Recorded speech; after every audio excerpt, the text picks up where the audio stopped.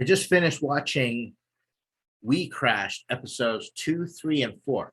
I was planning on watching only episodes 2 and 3 to see if I could come up with some type of content for it, just to keep the YouTube algorithm happy. I don't know. I ended watching episode 3 with this vacuous sense of existential dread because it was just not good. Spoiler alert, it's not good. I didn't like it. You probably watched it. It's taken me a while to get around. Everybody else seems to have watched it, but they keep asking me or talking about it and saying they like it. And I can't find anything I like about it. There's nothing redeeming about it. I end up finishing season, not episode 3 of season 1. And I go, this can't be it. This can't be it. So I continue watching episode 4. Episode 4 starts a little better because it goes into the business lessons of WeWork losing $1.2 million a day. That's how it starts. WeWork is losing $1.2 million a day. And then it starts to tick up and down throughout the show. And wow, that's that's a burn rate, let me tell you.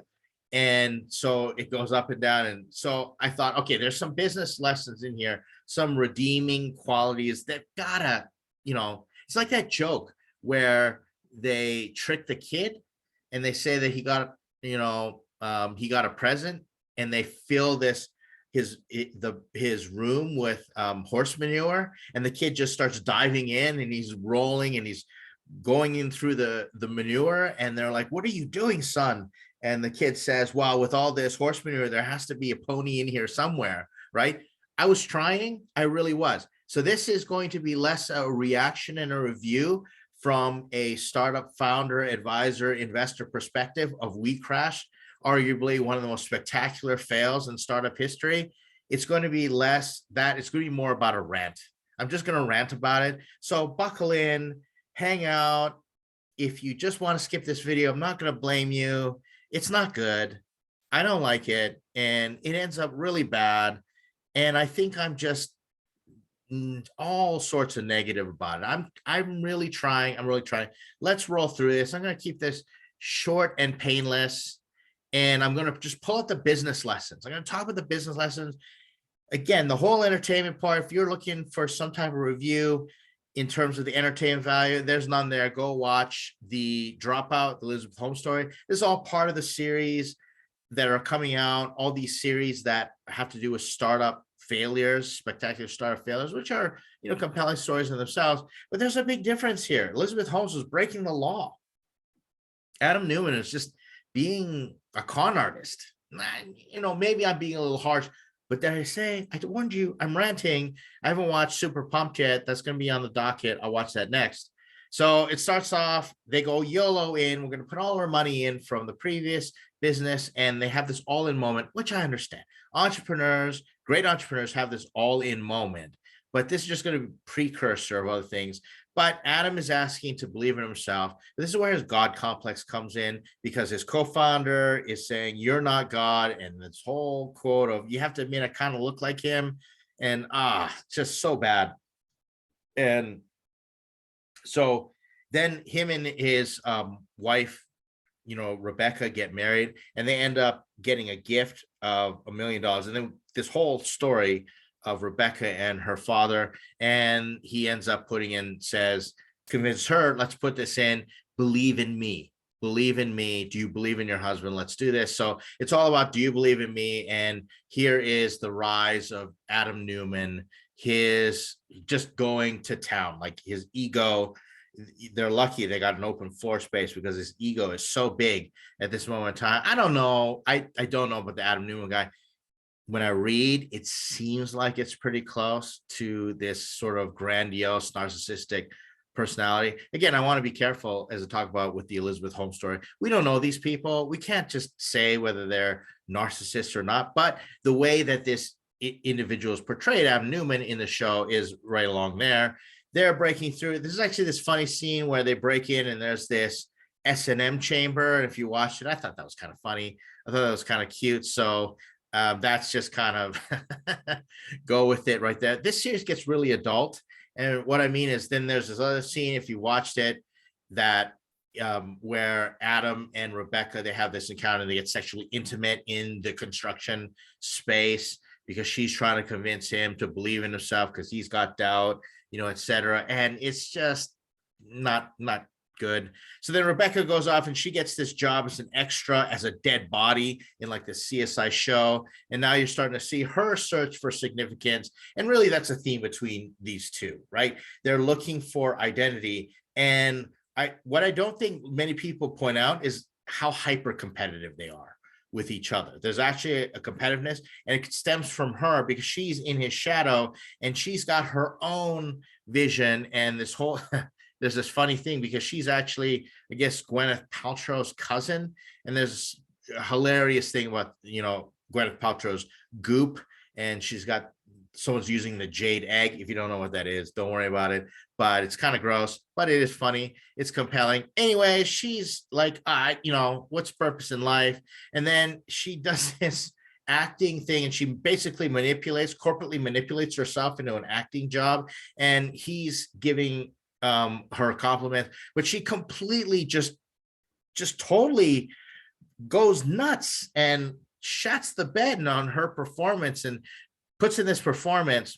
I gotta tell you a story. This one time I was playing piano and I didn't like playing piano, and I was at this recital and I didn't like my teacher, and she was a slave driver. And so, you know what? I don't know if I subconsciously did it or purposely did it. I played the entire piece I was meant to play one octave higher. So it's like, type thing. And and my teacher was like, what the hell was that after? And I was like, I can't remember what I did. And she kind of just chalked it up. I think I just kind of lapsed and I kind of wanted to get back to my teacher or whatever, as being passive aggressive. Anyways, that's what this Rebekah character does.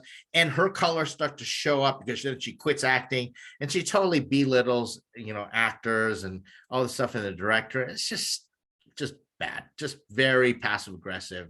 Caddy is the great word to describe that. So they go off and hire employees, and this is the big opening and they're waiting, and there's this tense moment, and then everybody starts to come in, and WeWork takes off. Okay, we all know the story. Great, good launch. Then Adam Newman, he starts to get into his really douchey side, and this is where I'm going to point out narcissistic leaders. What they do is they use shame to manipulate you to agree to their agenda. And so they'll shame you, and then they'll actually love bomb you. And Adam this character is seen doing both, love bombing and shaming. But here he is manipulating this guy, making him feel spineless to get him and manipulate him into a lease and all that stuff. So Adam is on this whole, man, I can rule the world and I'm going to be hyper growth and I need to be bigger than Amazon, which he says.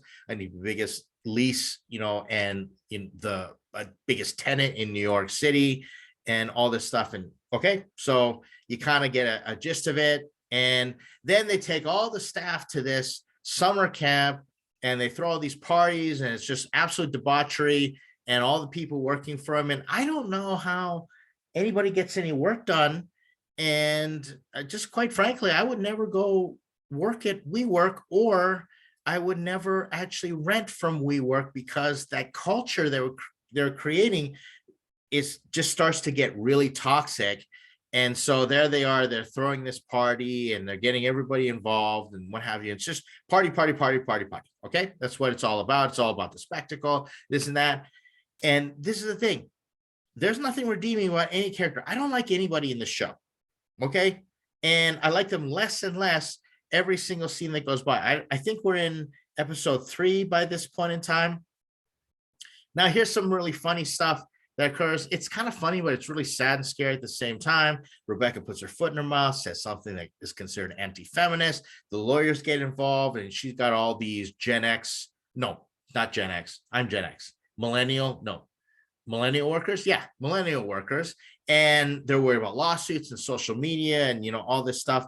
And so she has this listening session, and it just devolves into this just kind of real politically correct, just sanctimonious session, and her colors are coming out, right? And they're legitimately complaining, like, the complaints from the young female employees saying, this is not a good place to work. She's completely dismissive of it, everything. And so her character, my kids would call her BOUJIE. And that's what she's all about. Like, and they accuse her, they say, you pay us like such little, and we have to stay up to 3 a.m. just drinking with the guys just to feel included. I found a used prophylactic underneath my desk. There's this closet that people have sexual relations in, intercourse, the quote intercourse closet, which is not the word that they use an expletive. And she's just freaking out, and she's trying to, sort of defend the company or whatever. She's mortified and all these things. And they accuse her and say, this is just a real crappy place to work. And you flew here in a helicopter, and just the things like just everything. And they did this character really well if you wanted to not like her, and just bougie, pretentious, elitist, all that stuff. And so then by the time we get to episode 4, she gets a friend, and this relationship, I don't like this relationship whatsoever, because this is another famous entrepreneur, and she kind of treats Rebekah's character as her guru. And that's where, the whole self-help, toxic positivity world comes out that just churns my stomach. Ranting. Okay, I'm ranting by this moment in time. But then, oh no, guess what happens? Rebekah's in Adam's shadow again, because Adam convinces her to come work for her. And basically, it's just, it's not good. She's hyper competitive with her husband, Adam Newman. Then they have to lay off staff because they get to the point where they're burning like what, $2.4 million a day, losing $2.4 million a day. And this whole scene, which is totally legit, you can measure it. Now, here's the business lesson. Yeah, there's reasonable growth and there's reasonable burn for the sake of hyper growth.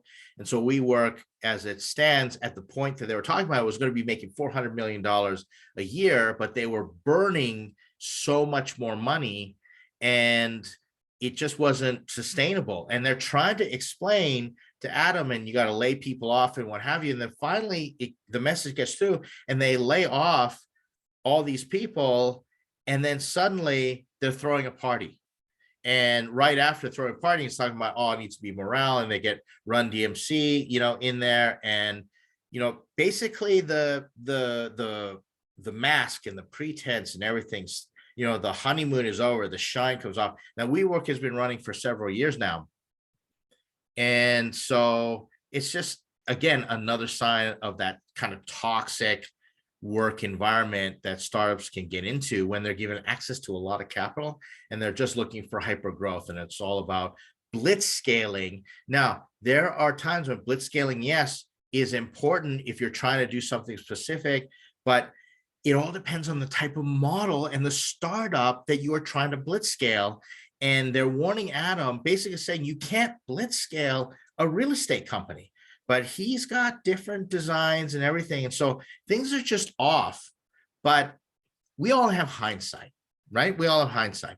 But then what happens is, okay, Adam Newman, as the founder, says, we need an injection of capital. So he basically starts running his startup to raise money. And that's just a really, really bad idea. A really bad idea. I understand sometimes startups are going to need it, but the way that he goes about it, and if your startup and you make changes to chase an investor, chase investment and a specific type of investor, well, that's what Adam Newman does. Not a good idea. So he says, we're going to become a tech company. He hears about SaaS, software as a service, and he comes out space as a service. And that's where I kind of laughed a little bit, because I said, isn't all office rental or co-working space as a service? As it is, like, where's that a tech company? But he starts hiring engineers, and there's this funny thing. He says, go hire some engineers. And the HR person says, well, what kind of engineers? And he says, like, all of them. And I thought, that was kind of funny, but it shows just kind of that attitude of what's happening. And there's this one scene, oh my gosh, and that's the narcissist, where one guy can't handle it anymore. And then he says, I'm going to quit. And then Adam, in front of all the rest of the staff, says, I'll pay you double if you stay.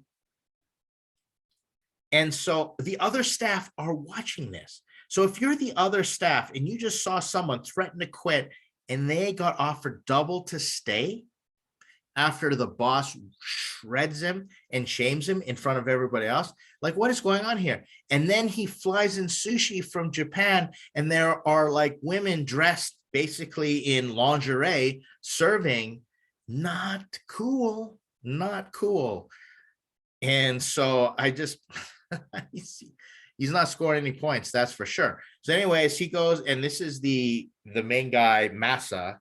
I forgot his name, and he runs SoftBank. He's a billionaire. And so he's convincing him to get investment. And then guess what? He convinces him to invest. And this is what it all boils down to. And this I found really interesting. Is I found this book, and I didn't know this book existed. I just kind of came across it while I was sort of researching. The Cult of We by Elliot Brown and Maureen Farrell is WeWork, Adam Newman, and the Great Startup Delusion. And yeah, this is what's really interesting. I wonder to myself, as I compare The Dropout and Elizabeth Holmes Theranos, I don't think she was delusional. I think she just really believed she was doing the right thing, and she just lacked some of the, I guess, cognitive capacity to self-regulate and different things. The way this is going, they paint out Adam Newman really as a delusional person, just completely bought into his own story, his own reality. And so this is where the whole cult thing, and there's whole stuff of, here's more ranting, okay? Just getting it out of my system.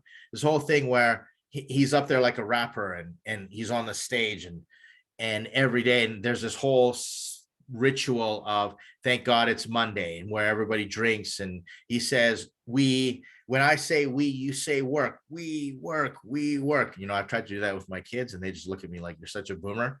And it's just such a cringy scene, but everyone's chanting.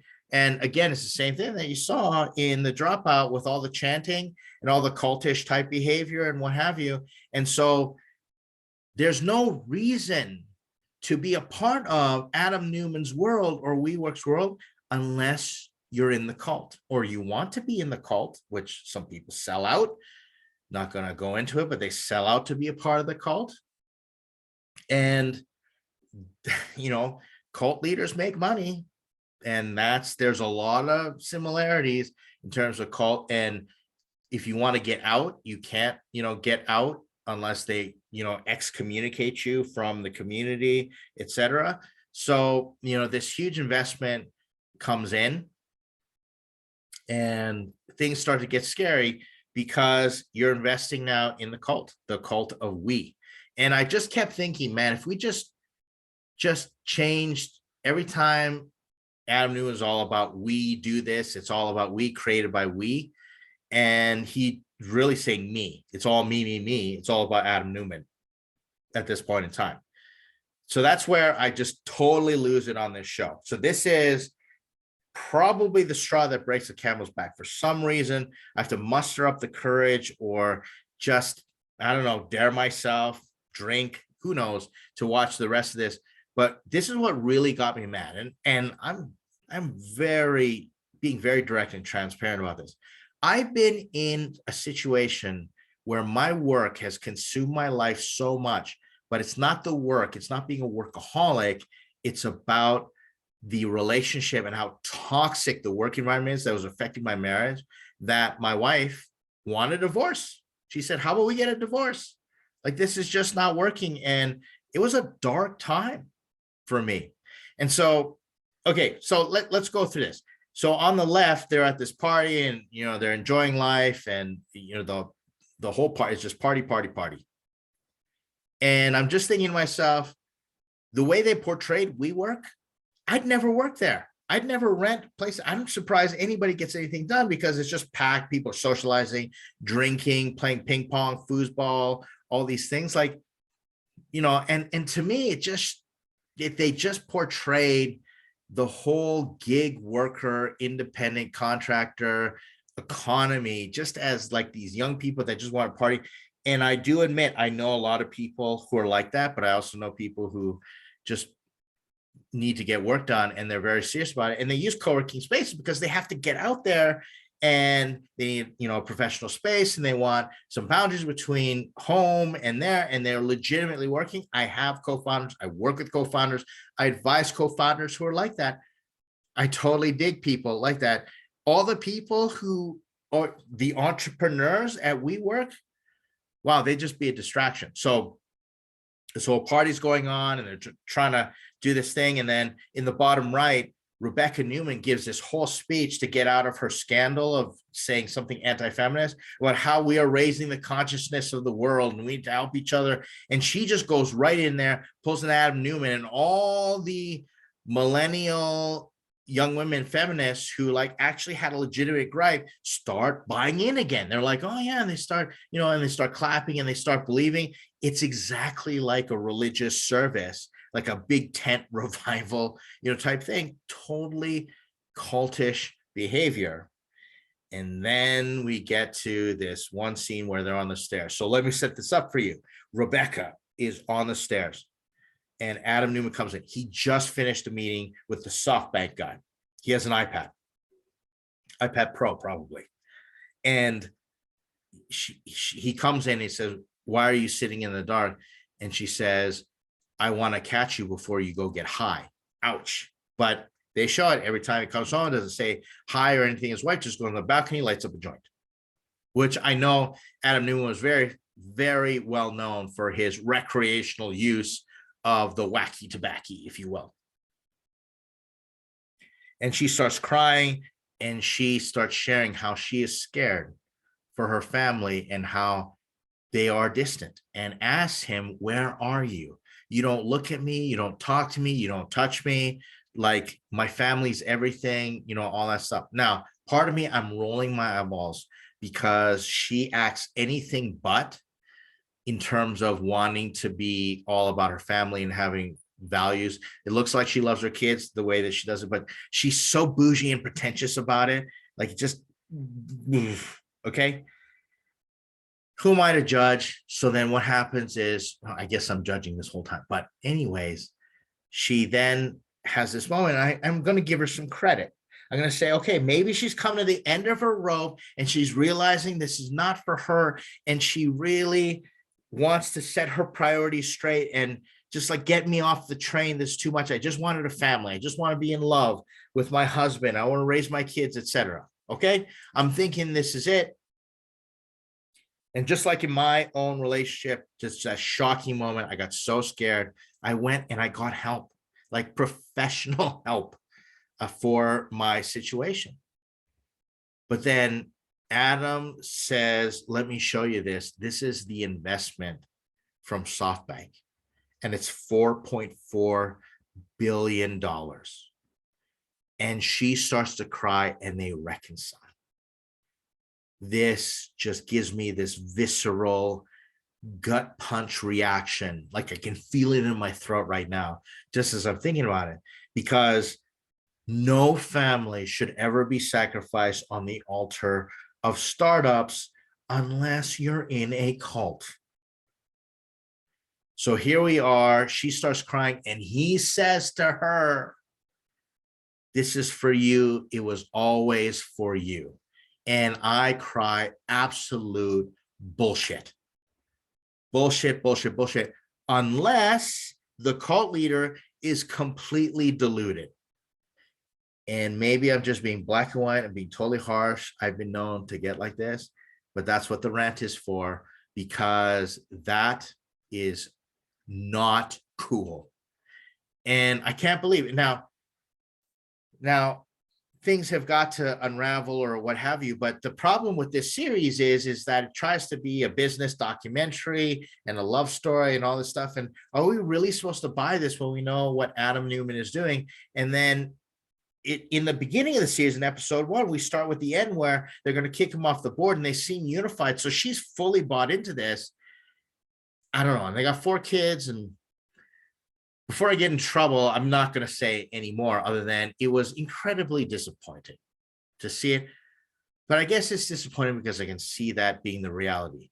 And $4.4 billion, yes, that's a lot of money and there's a lot of zeros. I had a founder tell me the other day, Ed, I have just the exact same problems. My mentor told me I have the exact same problems because even though my startup is bigger, my problems have more zeros at the end of it. And he's got bigger problems than I have. He's got more zeros on his problems as well. And I have more zeros on somebody else's problems, but they're all the same problems. $4.4 billion. Do you know the pressure, what that requires to take in $4.4 billion? I'll never know, because I don't think I'd ever get to that moment in time, and I'm okay with that. But I know founders who have crushed taking $1 million, a few $100,000. I've been at that level where the pressure gets so big. And so she buys into it and said, oh, this is all for me. I guess I'm worth $4.4 billion now. Well, technically they'd be worth a lot more, but that's not money in your mattress. That's not cold hard cash that you just pull out. You're not liquid for that.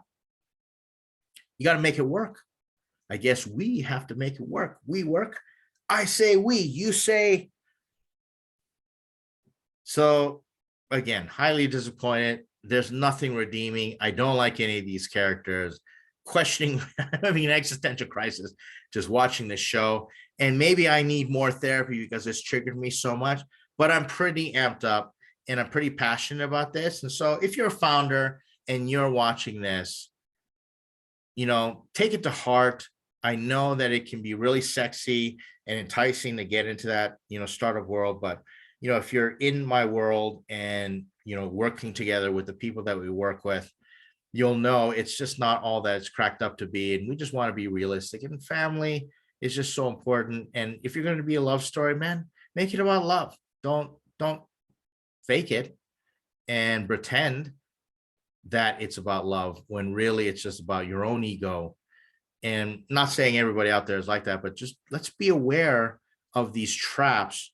And as the book says, the delusion of the startup world, the startup culture, and things of that nature. So I hope this was at least somewhat entertaining, and maybe you can resonate, or maybe I got to say some of the things that you were thinking or nobody else wanted to say. Let's see where it goes. I will, in earnest, be open-minded and try to check out the other episodes. Maybe I'll jump to Super Pumped next. Let's see what happens, but thanks for watching this one, and I'll see you next time, if there is a next time.